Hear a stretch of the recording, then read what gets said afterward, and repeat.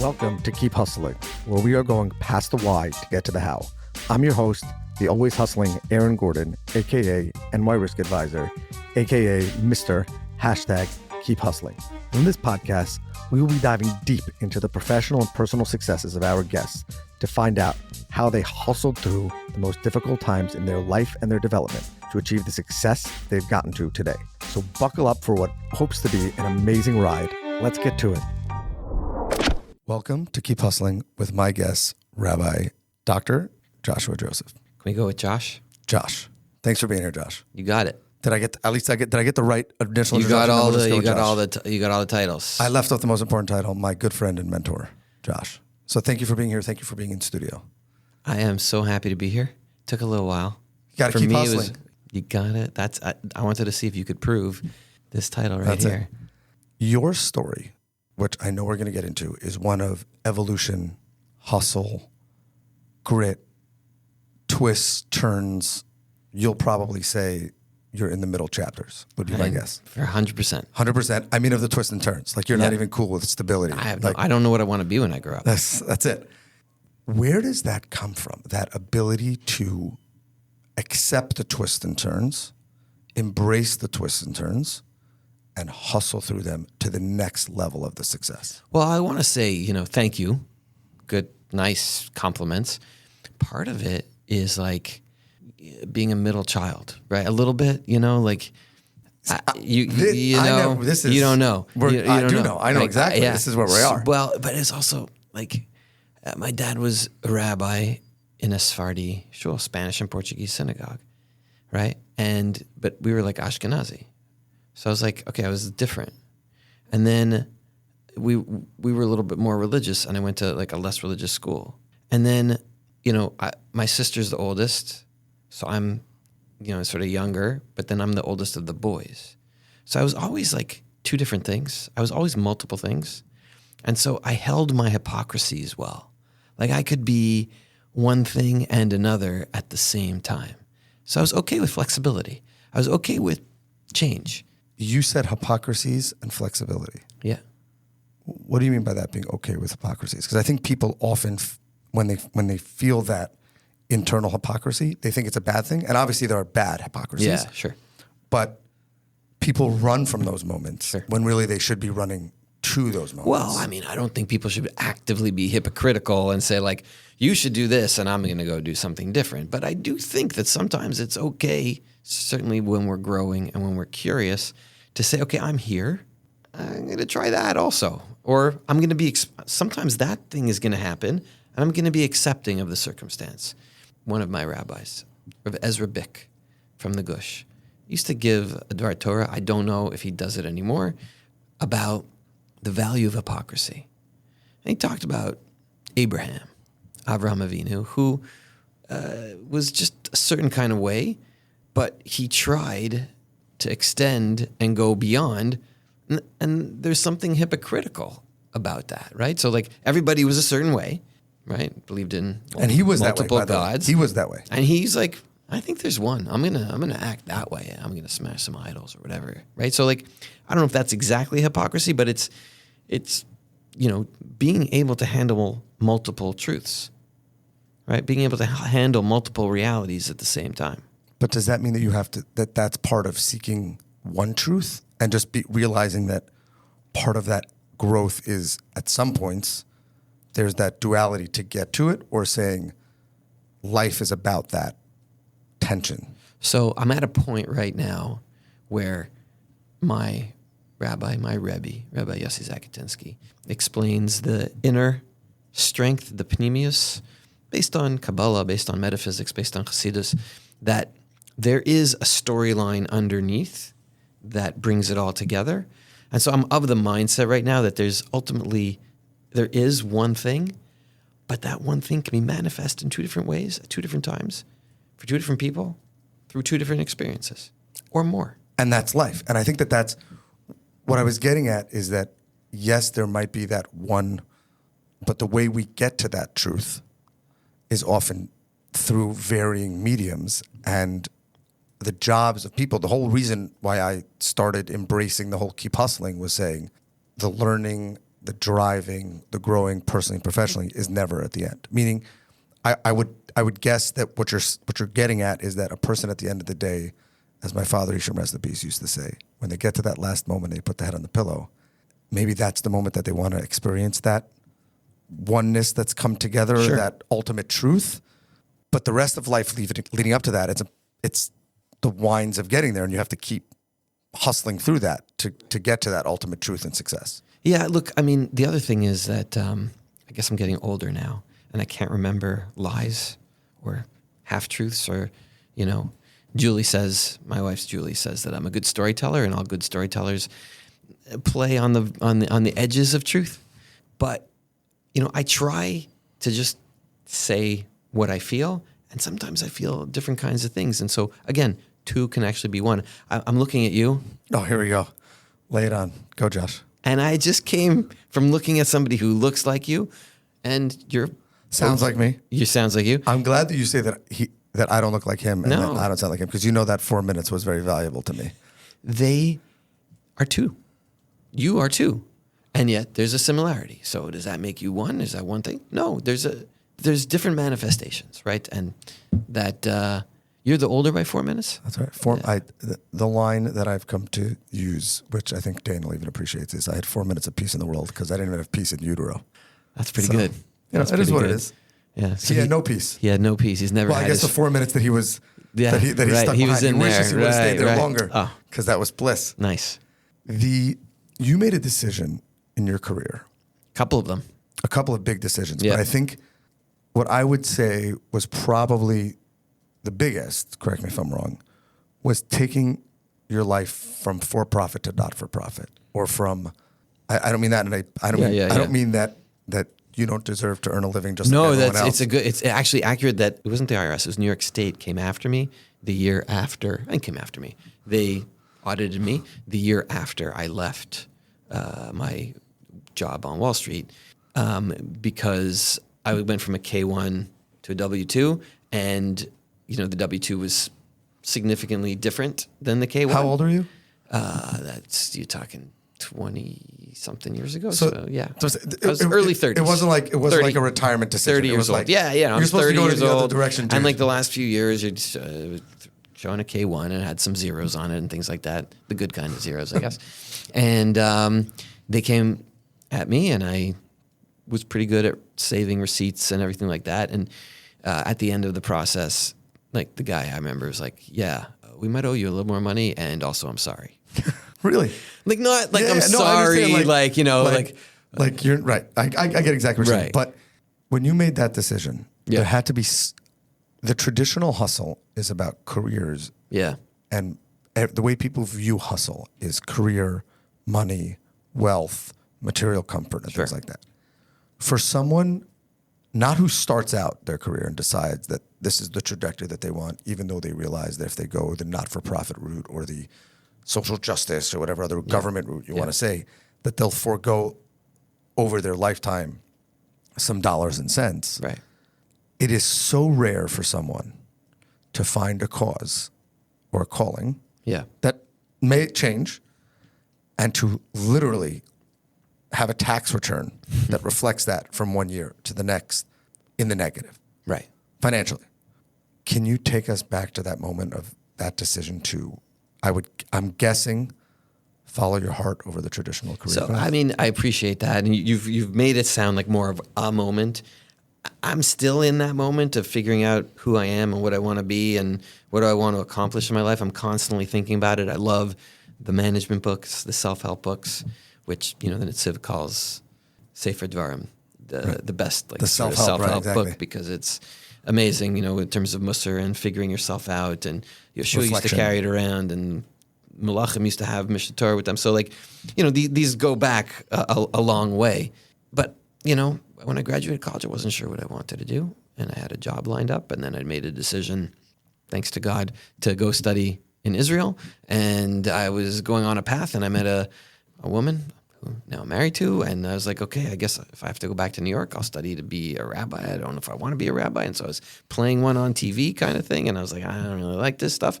So I went the other direction, and I was trading and research and working on Wall Street, running a hedge fund. And I was talking with one of my mentors, Frank Luntz, Republican pollster. I knew him when I was in college. He was the one who found Ross Perot. He was a big, third-party candidate in the early 90s. And I was talking with him. He was doing some work in the Jewish community. I'm like, oh, that's interesting, because mostly his polling was political. And he's like, yeah, I was talking about what I'm doing. He's like, you're working on Wall Street? All right, that's interesting. And he was presenting at the conference of presidents of major Jewish organizations on Wall Street. He's like, why don't you come? Okay, that sounds interesting. Whatever. There was a room full of people. Lights go down. I snuck in the back. And he gets up and he's like, is Josh here? Not talking to me. I mean, I was a last minute invite, whatever. Is Josh Joseph in the room? I sort of wave, and I remember it was kind of dark. I feel like a spotlight, in my memory, the ground should this open. Definitely didn't happen, right? The ground should open. The line, but this spotlight comes out and shines on me, and I'm like, yeah, I'm here. He's like, all right, Josh, stand up, and he goes to all the presidents and all the people, and this guy is working on Wall Street when he should be working for one of you. If he walks out of here and he's still not working for you, that's your fault. And I walked out of there with 9 business cards that day, and it got me thinking about a lot of stuff. And I had some interesting conversations. And it led, one way or another to me making a decision that I maybe had overcorrected, right? Yeah, okay, so I didn't want to be the rabbi of a synagogue. But that doesn't necessarily mean that I wanted to be working on Wall Street my whole life. Is there somewhere in between? And so, social service, nonprofit, whatever you want to call it, leadership, executive, management, looked like it could be something interesting. And there's all kinds of stories about twists and turns about how I ended up. I met another guy as I was walking in for my first day of my final interview for another not-for-profit. I was the morning show, and the afternoon show was a guy named Richard Joel, who was about to become, or had just become president of Yeshiva University. And we're sitting there because they were deciding on whether I was going to be the next executive. And he's like, we were schmoozing for 10, 15 minutes. He goes, so when are you going to come working for me? I said, you just met me. He says, yeah, I know talent. Meanwhile, he tells me afterwards he thought I was my brother. But that's another story. See, so it happens to both of us. Yeah, it just doesn't just happen to me. That's right. Welcome to my life. Yeah. But anyway, I'm like, well, I think this is going to be my first day on the job here. So why don't we just stay in touch? And Not a great look for me to just leave with you. Yeah, whatever. But we stayed in touch and developed a relationship, and he ended up bringing me on as his deputy and chief of staff, and led to career 16 years plus at Yeshiva University. What do you think they saw in you, the two of them? Because I assume that many other people could have been invited to that conference. There were other people in the room who could have been called out at that moment. Yep. And I know, and maybe he'll come on the podcast one day, that President Joel meets people and reads people very well and very often. And especially, I assume, in his early days at YU. What do you think they saw that said, this person should evolve themselves into a leader of the Jewish people? Well, clearly he thought I was my brother. So that I don't know if that counts, right? But he called you later. Yeah, he called me back. I think that, there's dreamers and there's doers, right? There's people who can get passionate about a cause. I've seen you get passionate about something once or twice in my life, right? And they can express it, and they can communicate about it, and they can share a vision for what could be, right? And they care about values, and they care about, character traits and midos and doing right and doing good. And there's also people who can make stuff happen, right? So in terms of EOS, right, the entrepreneurial operating system, they think about it as visionaries and implementers. Yeah. Okay. And integrators actually is the term. Integrators, sorry, not implementers. There's visionaries and integrators. The integrator puts everything and makes it into. Okay. So Richard Joel used to talk about leadership is about vision plus implementation. So same kind of thing. And I think that both of them saw me as this sort of passionate feeling, having my values in the right place, whatever that means, or I'm really feeling it, but also willing to roll up my sleeves and do whatever it takes to figure it out and get it done. And Gino Wickman in one of his books, I think Rocket Fuel, talks about the fact that the visionary gene you can find in 35% of leaders. The implementation gene you can find in 5.5% of leaders. But how many people can you find both of them, right? And so I don't know if that's what it was, but given my history, it seems like either they saw it or based on experience that I was able to live in both of those worlds and work in both of those worlds. That's what I'd like to think. But you know what I think it really was? I think they just saw a nice guy who's trying to do good and who could help people. But do you think that they felt that you were... It's just fascinating to me because it's a leap of faith on both sides. And to convince someone to leave Wall Street for the social service side is a lot of people would say, what are you, nuts? I have a wife and children and things like that. Like, what are you, nuts? Right. So I got a lot of that. I can imagine. Right. I've heard that. I've seen that movie before. Yes. So I'm guessing that there had to be something where it was also realizing that that's probably what you wanted, even if you weren't saying that. And I think the reason why I'm pressing that point is a lot of times people are scared to chase that dream or chase where their hustle will be best utilized because they worry about the reactions or they worry about what the status quo should be. And I've said many times on the podcast, I'm not talking about things that are illegal. I'm not talking about passions that are not irresponsible. But a lot of times people are scared because they say, this is the path that I was supposed to take. I went to university. I was supposed to start this job and climb up the corporate ladder. But I'm really passionate about this, which makes financial sense. I'm not going to be, begging for money on the street with this. I have to be a responsible husband, wife, parent, whatever. But then they can't take that jump until somebody looks at them and says, you can do it. And I believe in you. And this is really your calling. Yeah. Well, I mean, look, my first job after college was kind of cool. I was supposed to work at a place called Stats Inc., which was run by a guy named Bill James, who invented sabermetrics and in baseball and in hockey, starting up hockey at that point. And I was supposed to do statistics in sports, which is kind of cool and kind of fun. And looking back on, the whole Moneyball thing and everything like that, I don't know if I have regret about it, but it could have been. It could have been kind of ended up with the Oakland A's. So just think about it. True. It could have been kind of cool. Plus, you're Canadian, so what do you know about baseball? But I think you have to listen to your heart and stay open to opportunities in life. And I still do. Try to listen to my heart. Like, am I aligned? How am I feeling? Is my emotional intelligence telling me in my gut, in my chest, wherever you feel it? Okay. Is it telling you that you're doing the right things? Or is there something tingling, bothering you, like you're not aligned? You're out of alignment with who you are, who you feel you are in terms of what you're doing. And I've felt that way, for a long time. I was at YU for a long time, right? I felt I was exactly where I needed to be. And then I started feeling that itch. But I had a good boss, I had a good mentor. And he saw it, or he felt it. So he said, well, I'm adding this to your plate, or I'm promoting you to this position, or I'm going to send you for a doctorate, or whatever it was, to give me more opportunities to keep growing and to keep doing things, right? So, you got to see what's that drive and motivation. I want to be what? Why? Right? So self-awareness, self-assessment is key. But also it helps to be connected, It helps to have mentors, helps to have an amazing wife. It helps to have, right, parents and siblings and kids and friends who you can talk with about this stuff. But at the end of the day, if you're feeling this cycling motion, right, that's going on and on, you're like, what is going on?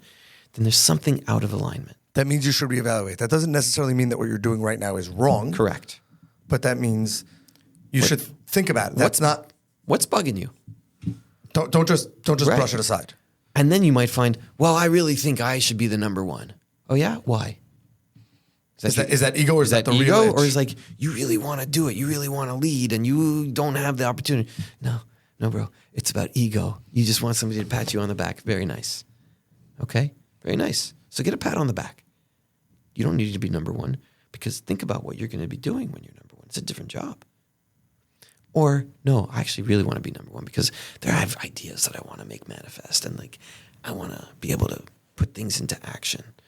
And I think when I was working on Wall Street, there's the thrill, right, of the good days, And I remember just one story, like I made a call on a deal, and it was supposed to close Friday at 4:00, and it got held because it was a half stock and half cash deal.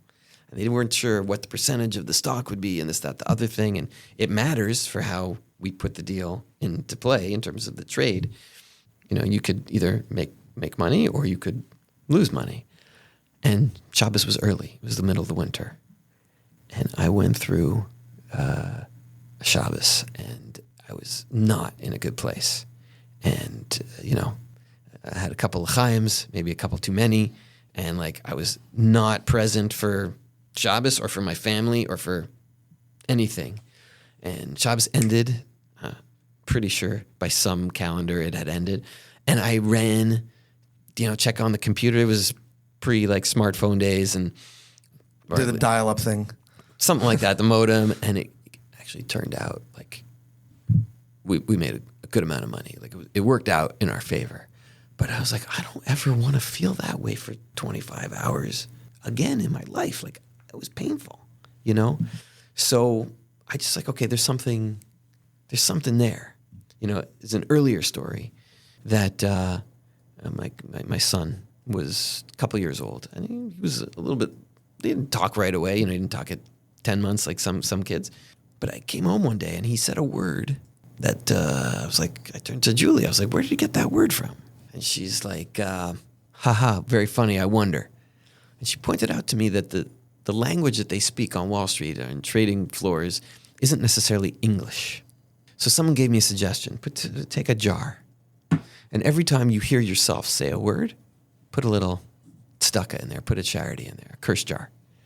And so they would always call me rabbi anyway. So now you're the rabbi with the jar. And now I was the rabbi with the jar. Everybody's making fun of me. And there was one day I lost a lot of money on a trade.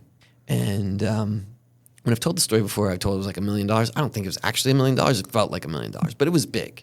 And like there's this long trading floors and, the screens, and the guy next to me has 8 screens and this one has 5 screens and whatever it is. And like these long rows, and it's very loud and people talking and stuff like that. There's one office in the corner, boss's office, opens. I'm like, oh boy. Like I didn't have a box, but if I had a box, right, I would start packing things up. And you could see the smoke coming out of his ears, right? And he's walking, and I'm packing things into my bag, and I'm like, this is not good. And I'm sort of mid packing, and he walks down, and now it gets quiet, right? And everybody's hanging up the phone, and everybody's like, what's going on? Boss just exited. Boss is walking. I've seen this movie too walking before. Towards me, and I'm sort of looking down and like looking like this, and he starts into me. He starts ripping words like I had never heard before. Here's the jar, dude. Words I had never heard before, and he's like this and the spit on. I'm a bit of a germy, and the spit. I remember I could still feel the spittle on my face, and like whatever. And I'm just like taking it and whatever. Takes his hand in the mid sentence, and he reaches out, and he sees the curse jar. And he takes out his wallet, peels off a $100 bill, sticks it in my face, and goes, "Now don't do that again." He turns around, walks back into his office. Next day, every single person in the entire floor had a curse jar. Wow.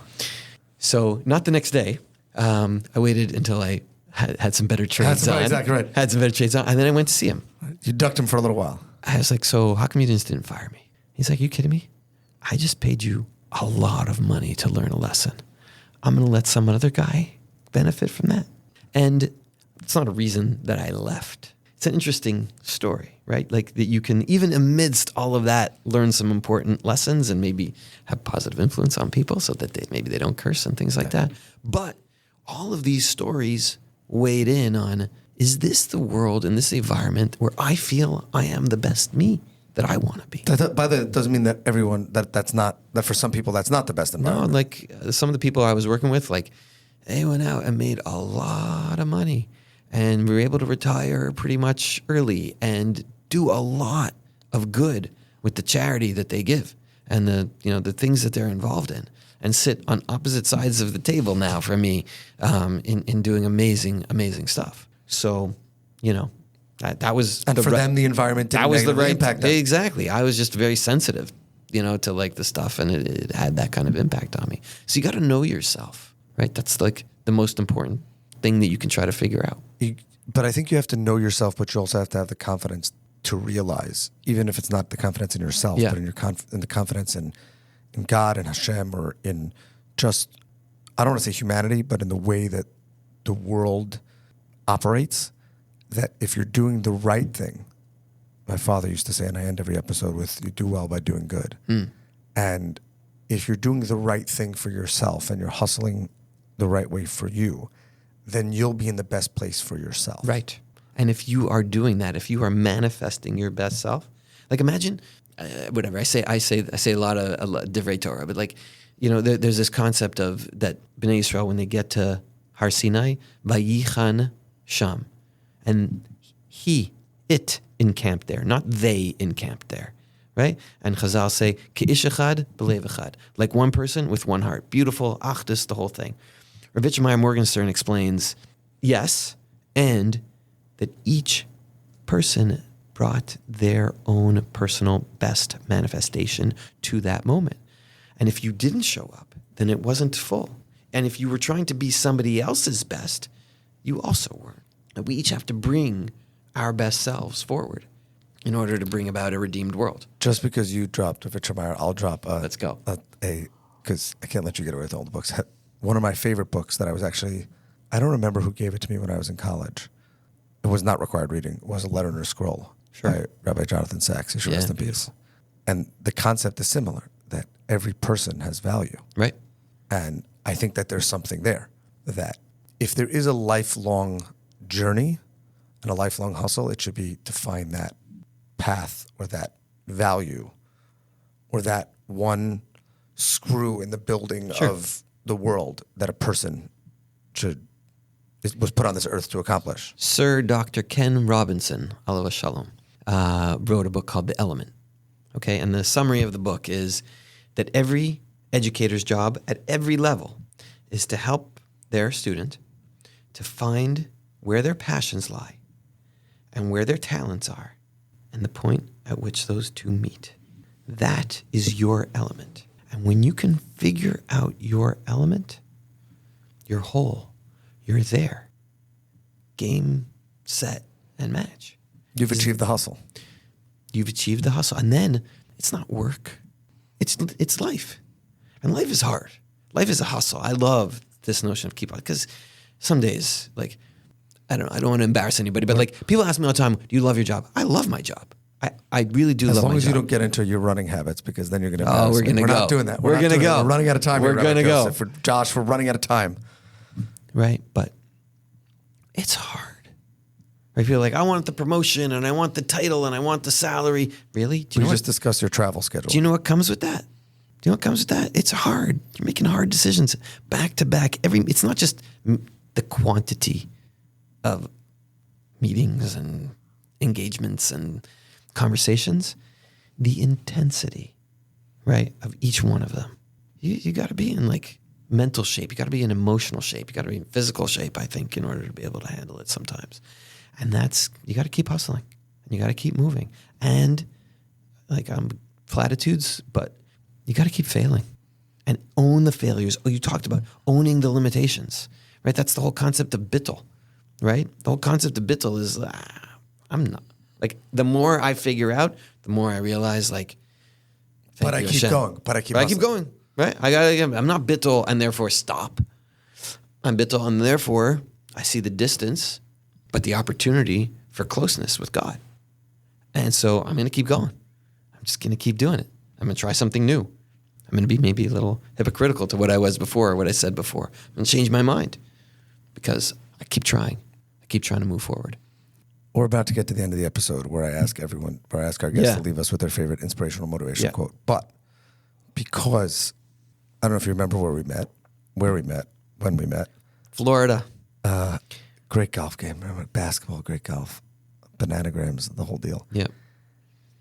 Oatmeal in the shampoo. Yes. No, it was in the soap bars. Soap bars, okay. For a different time. You asked, I believe that I, as being your mentee, owe you had one request when you came. Yeah, We sat down, and I've never done this before, Let's so go. I'm a little nervous. Yeah. But you said you wanted to flip the tables and ask me a question or two, so I'm about to leave my comfort zone and switch seats and keep hustling. I'd like you to tell us, when was the hardest time in your life that you had to be quiet? First of all, you know that's. I'm stalling just for a second. Have you ever asked my brother that question? No.